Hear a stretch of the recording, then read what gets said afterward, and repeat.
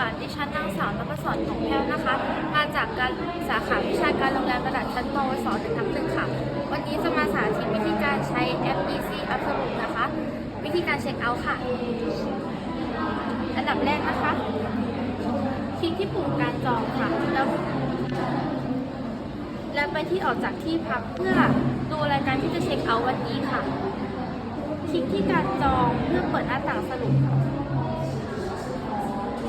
คลิกที่ปุ่มเช็คเอาท์จะเปิดใช้งานในวันที่ออกจากที่พักค่ะ